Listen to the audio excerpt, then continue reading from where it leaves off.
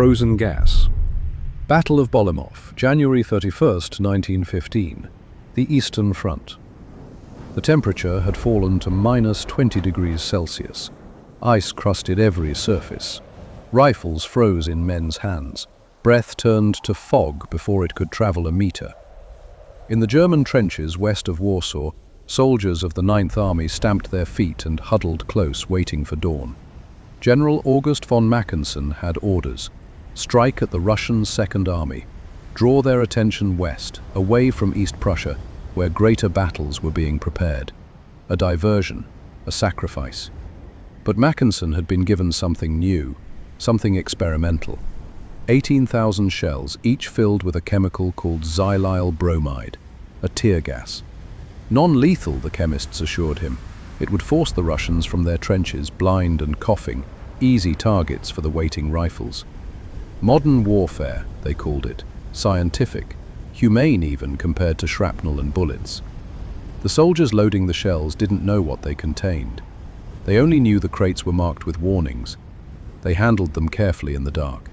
At 0600 hours, the artillery opened fire. The sound rolled across the frozen plain. Shell after shell arced into the grey sky, trailing smoke. They fell on the Russian positions along the Raka River, where the Second Army's trenches carved through the snow.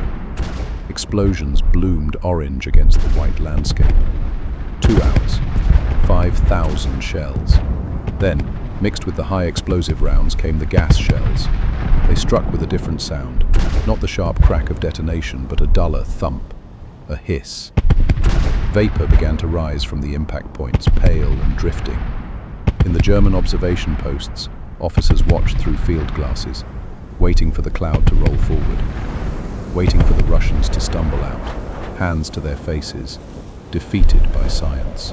The cloud rose, then stopped. The temperature held it in place.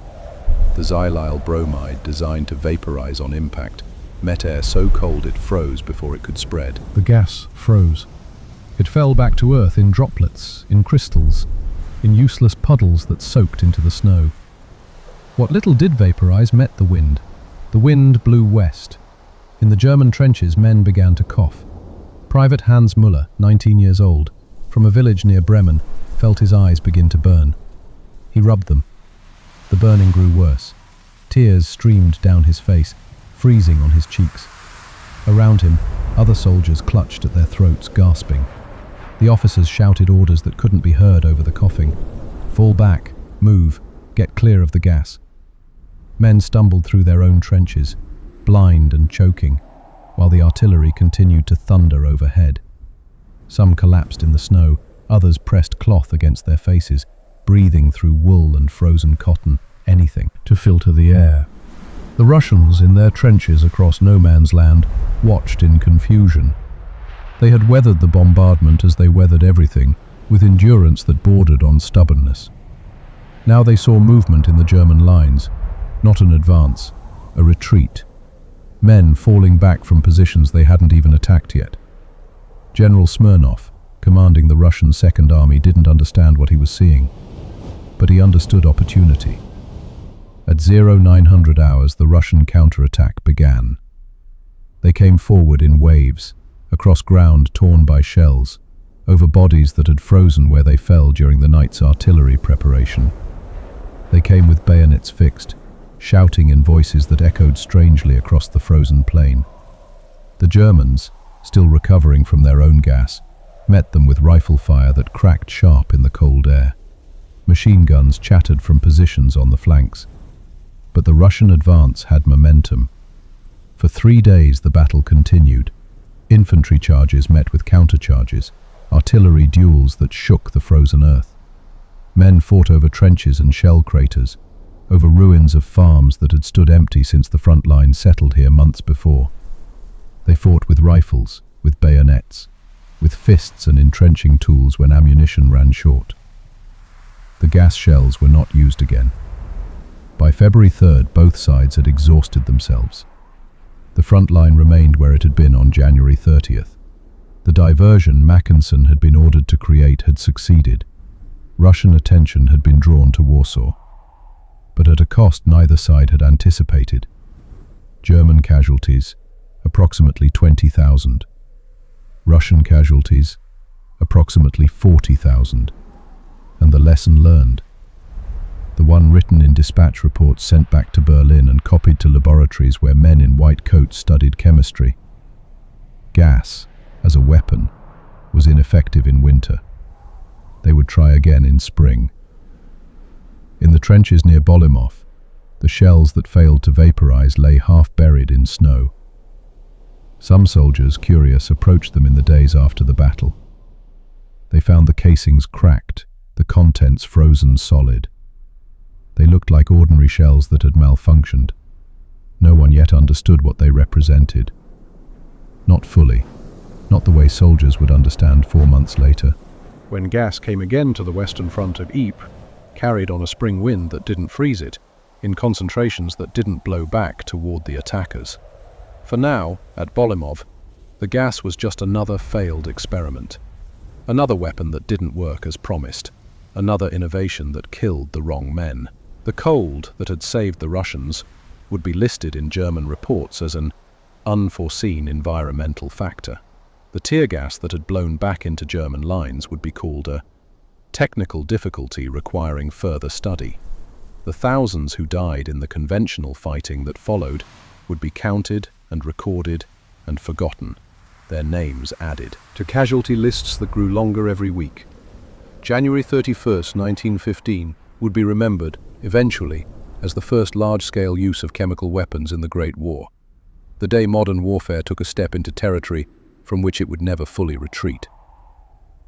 But on February 4th, when the guns finally fell silent around Bolimov, the men in the trenches on both sides knew only that they had survived another battle, that the cold had been as deadly as any bullet. That spring, when it came, would bring something worse than winter. They stamped their feet, they cleaned their rifles, they waited. The front line hadn't moved, but something else had changed. Part 2. The Aftermath. February 5th, 1915, the day after the guns stopped. The battlefield between the German and Russian lines lay silent under fresh snow. During the night, a blizzard had swept through, covering the torn earth, the shell craters, the bodies of men who had fallen and not been recovered. Nature attempting to erase what had happened here, to smooth over the violence with a blanket of white. In the German trenches, medical orderlies moved from position to position, treating men whose eyes still burned from exposure to their own gas. They used water when they could spare it. Mostly they used snow, pressed against swollen eyelids, melted and dripped into red, weeping eyes. Feldwebel Otto Reinhardt sat in a dugout, his back against frozen earth, a bandage wrapped around his head covering both eyes. He was 26. Before the war, he had worked in his father's printing shop in Hamburg. He had been engaged to be married. The medic who treated him said the blindness might be temporary. Might be. The word hung in the dark behind the bandage like a sentence waiting to be pronounced. Reinhardt had been one of the first to notice the gas blowing back. He had shouted warnings, pulled men away from the forward positions, saved perhaps a dozen lives by acting quickly. Now he sat in darkness, listening to the sounds of the trench around him. Boots in slow, low voices, the scrape of shovels as men cleared the night's accumulation from the fire step. He wondered if he would ever see the print shop again. If he would recognize his fiancée's face by touch alone, or if she would even wait for a blind man to return from war. These thoughts he kept to himself. When anyone asked how he felt, he said he was fine. Everyone said they were fine. Across no man's land, in the Russian trenches, the mood was different. They had repulsed a German attack. They had held their ground against both artillery and infantry. In the calculus of the Eastern Front, where every small victory mattered, this counted as success. Private Ivan Sokolov, 23, from a village near Tver, sat cleaning his rifle with a piece of cloth torn from a dead man's coat. The rifle was a Mosin Nagant, old but reliable, and it had served him well during the counterattack. He had fired it 60 times, he estimated, maybe more. He had stopped counting after the first day. How many men had he killed? He didn't know, couldn't know. You aimed at movement, at shapes in the smoke, at the places where muzzle flashes appeared in the German trenches. You fired and reloaded and fired again until your shoulder ached from the recoil and your ears rang so loudly you couldn't hear orders. Later, when the fighting stopped, you found out who among your friends was still alive. Sokolov had started the battle with 8 men from his village. Now there were 5. Mikhail, who had shared bread with him 2 days ago, was dead, shot through the throat during the first counterattack. Dmitri, who could sing like an angel and often did during long nights in the trench, was wounded. He had been carried back to the field hospital with shrapnel in his leg. Whether he would keep the leg, no one could say. Pyotr had simply disappeared. Somewhere in the chaos of the fighting, he had been there and then he wasn't. They would probably find him when the snow melted in spring, if anyone bothered to look. These losses weren't unusual. Every battle took someone. You learn not to make friends too quickly. Learn to keep a certain distance even from men you'd known your whole life. It was the only way to survive the war with your mind intact. But Sokolov still found himself looking for Mikhail's face in the morning roll call, still listening for Dmitri's songs in the quiet hours before dawn. February 7th, 1915. 2 days later. In a farmhouse 3 kilometers behind the German lines, converted into a temporary headquarters, officers gathered around a table covered in maps and reports. Gas lamps hissed, casting yellow light across tired faces. Hauptmann Friedrich Weber stood at attention, delivering his report on the gas attack. He chose his words carefully. The attack had been inconclusive. The weather had interfered with optimal deployment. The wind had been, unfortunately, variable. He did not say the attack had failed. He did not mention the men who had been gassed by their own weapon. These details appeared in his written report, coded in careful military language, but they were not spoken aloud in this room. General von Mackensen listened without expression. He had already sent his own report to High Command. He had already received their response. Continue preparations for the spring offensive. The gas attack, despite its failure, had been deemed worthy of further experimentation. Weber wondered what the chemists in Berlin would make of his report.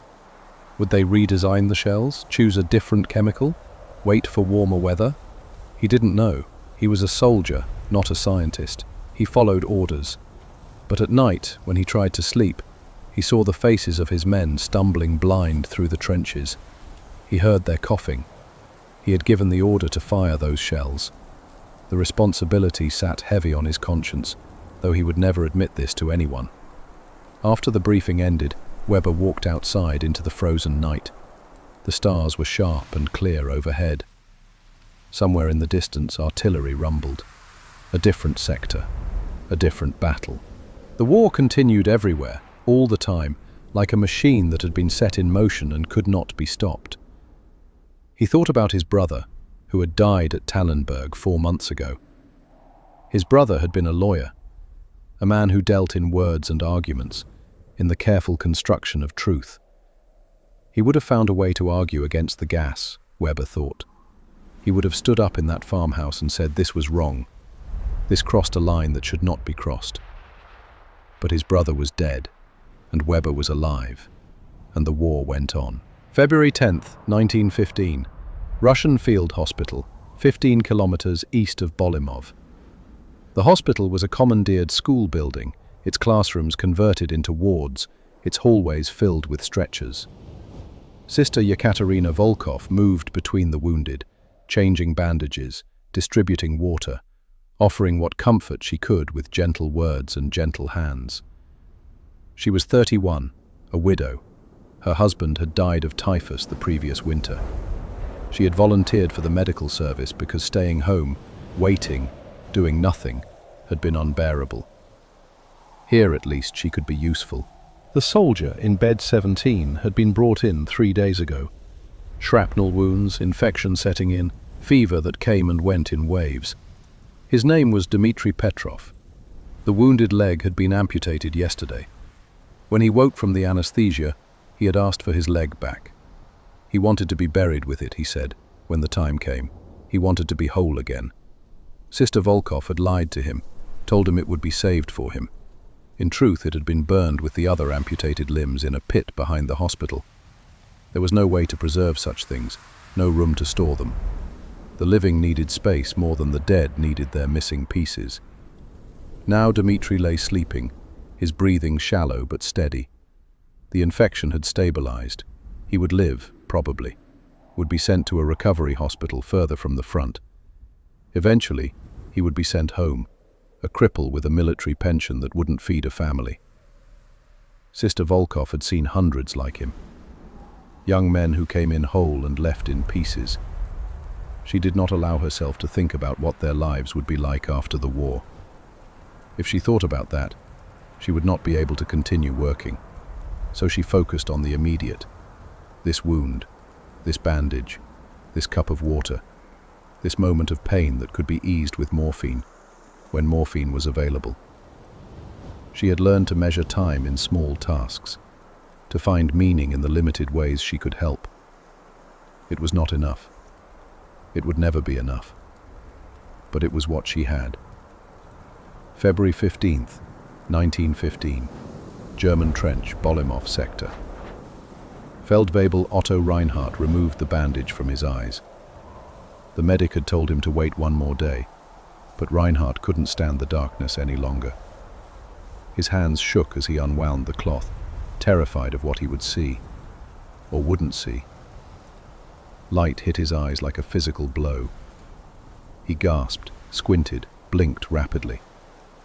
Everything was blurred, haloed, as if he were looking through frosted glass. But he could see shapes, movement, the rough outline of the trench wall in front of him, the vague form of another soldier passing by. Colors were wrong, too bright and washed out at the same time. Details refused to resolve themselves, but he could see. He sat very still, afraid that if he moved, the vision would disappear, afraid this was temporary, a cruel trick before the final darkness came. Minutes passed. The blur remained, but it didn't worsen. Objects began to sharpen slightly as his eyes adjusted to the light. He could make out faces now, though not clearly enough to recognize individuals at a distance. The medic had been right. The blindness had been temporary. He would recover. Reinhardt put his face in his hands and wept. Silent, shaking sobs that he muffled against his palms so no one would hear. Relief so intense it felt like pain. Gratitude so overwhelming he had no words for it. When he finally composed himself, he stood up and returned to duty. There was work to be done. The trench needed to be maintained. Supplies needed to be distributed. Men needed to be led. His vision wasn't perfect, but it was good enough. He wrote a letter to his fiancée that night. He told her the engagement could stand. He would come home to her when the war ended. They would be married. They would have the life they had planned. He did not tell her about the gas, about the blindness, about the hours spent in darkness wondering if he would ever see again. These were not things she needed to know. These were things he would carry himself. The letter was delivered 3 weeks later. She cried when she read it, though he would never know this. February 20th, 1915. Russian trench, Bolimov sector. Private Ivan Sokolov stood watch in the pre-dawn cold. His breath formed clouds that dissipated slowly in the still air. The front was quiet, had been quiet for days now. Both sides licking their wounds, gathering strength for the next round of fighting. In his pocket he carried a letter from home. His mother's handwriting, familiar and comforting. She wrote about the village, about the planting that would need to be done in spring, about his younger sister who was learning to read. Normal things, peaceful things. A world that existed somewhere beyond the trenches, though it felt increasingly distant and unreal. She had asked when he would be coming home. He didn't know how to answer. The war had been supposed to end quickly. Everyone had said so, but here they were, 7 months in, and the fighting showed no signs of stopping. Sokolov had stopped thinking about the end of the war. You couldn't think that far ahead. You thought about today, about the next meal, about staying warm, staying dry, staying alive. Tomorrow was too far away to imagine. The sun began to rise, painting the snow orange and pink. For a moment, the battlefield looked almost beautiful. The shell craters became sculptural features. The barbed wire glittered with frost. The ruined farmhouses in no man's land could have been ancient ruins, romantic and picturesque, if you didn't look too closely. Then the light strengthened, and Sokolov could see the bodies still frozen in the snow. The reality beneath the beauty. He turned away and focused on the trench in front of him, on the simple task of watching for movement in the German lines. Behind him, the rest of the company began to wake. Fires were lit for morning tea. Men emerged from dugouts, stamping their feet, cursing the cold. The routine of another day beginning. Sokolov thought about Mikhail, about Dmitri, about Pyotr, about all the men who weren't here anymore. He thought about the letter in his pocket, about his mother's question. When would he be coming home? Not today, not tomorrow, not until the war decided to let him go. He took up his rifle and waited for orders. Part 3. The Lessons Learned. March 1915, Berlin. In a laboratory far from the front, chemists studied the reports from Bolimov. They made notes, they ran calculations. They discussed vapor pressures and temperature thresholds and wind patterns. The failure of the xylyl bromide was analyzed with scientific detachment. Variables were identified. Corrections were proposed. New chemicals were considered. Chlorine gas showed promise. It was deadlier, yes, but also more effective. And after all, war was not about being humane. It was about winning. Professor Fritz Haber, who would later supervise the gas attacks at Ypres, reviewed the Bolimov data with interest. The concept was sound, he concluded. The execution had simply been flawed. Weather needed to be factored more carefully. Concentration needed to be higher. Delivery methods needed to be improved. Gas could work. Gas would work. It was only a matter of time and proper application. None of the chemists visited Bolimov. None of them spoke to Feldwebel Reinhardt about what it felt like to be blinded by your own weapon.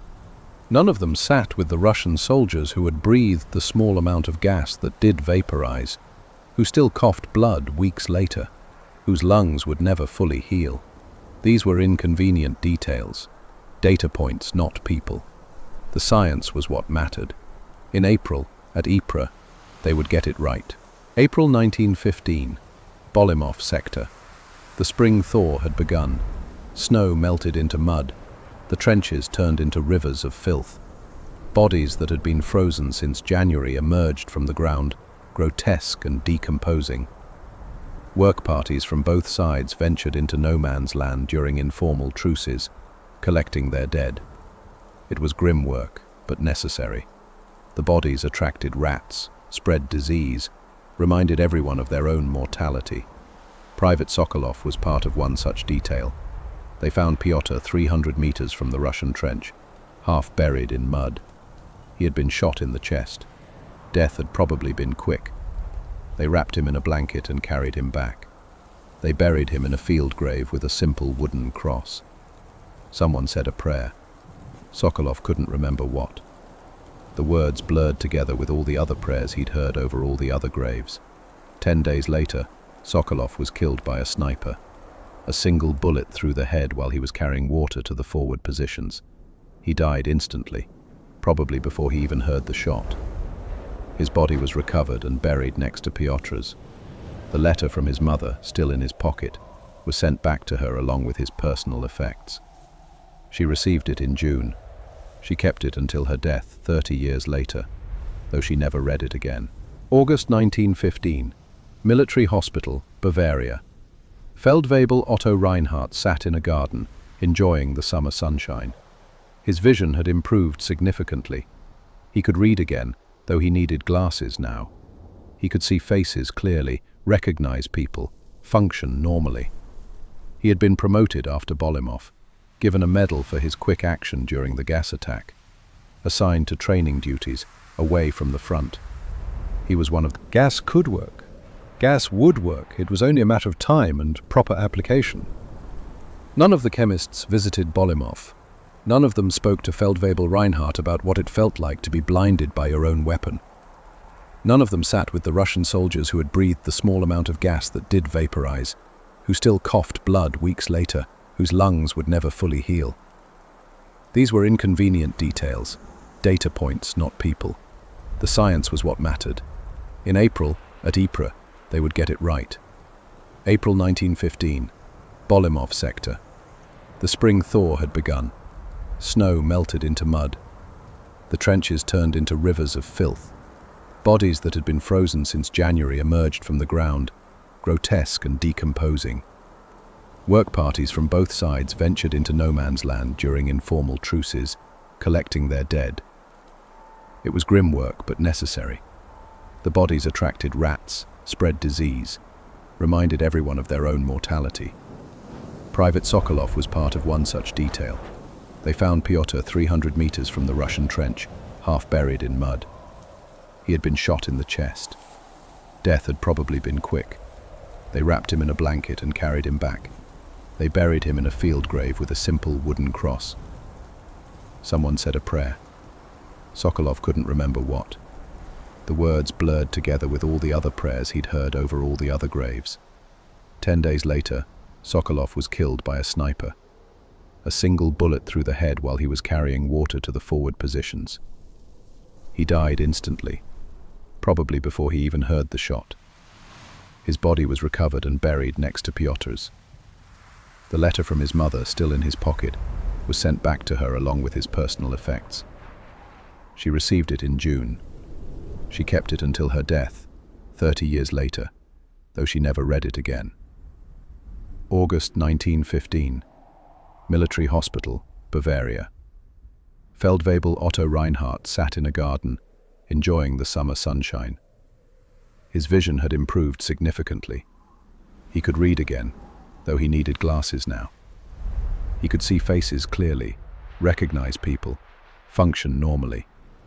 He had been promoted after Bolimov, Given a medal for his quick action during the gas attack, assigned to training duties, away from the front. He was one of the lucky ones.